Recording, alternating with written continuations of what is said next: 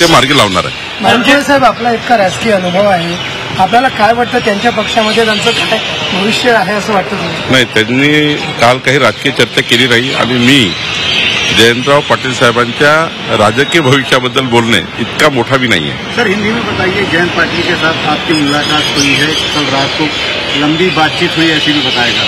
देखिए, जयंतराव पाटिल जी जो राष्ट्रवादी कांग्रेस शरद पवार जी के पार्टी के अध्यक्ष है, वो कल रात को 8:30-9 बजे मेरा समय लेकर आए थे.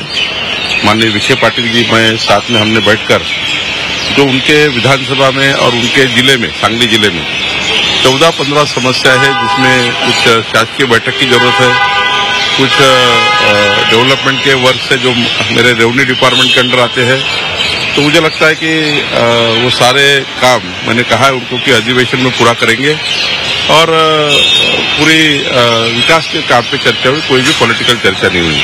महसूल साहेब, पुण्यातील खेडमध्ये एका अनधिकृत रिसॉर्टवर महसूल विभागाचे काही अधिकारी पार्टी करतानाचा आरोप विजय वडेट्टीवार यांनी केलेला आहे. यावर महसूल विभाग काही कारवाई करणार असाही प्रश्न त्यांनी उपस्थित केलेला आहे. मला काल रात्री समजलं, आज सकाळी मी ते बघितलं आहे.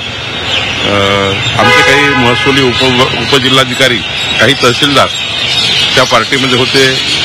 तो रिसॉर्ट अनधिकृत आहे असा प्राथमिक अहवाल आहे. जिल्हाधिकाऱ्याला मी संपूर्ण माहिती मागितली आहे. जिल्हाधिकाऱ्याचा रिपोर्ट आल्यावर त्यावर योग्य कारवाई आम्ही करणार आहोत. सर, ॲग्रीस्टेक एक योजना महसूल विभागाचे कर्मचारी पण काम करतात, मात्र अनेक ठिकाणी ग्रामविकासाचे विभागाचे कर्मचारी आणि महसुली कर्मचारी समन्वय होत नाहीये. वर्ध्यामध्ये तर काम बंद आंदोलन तलाठ्याने सुरू केलेलं आहे.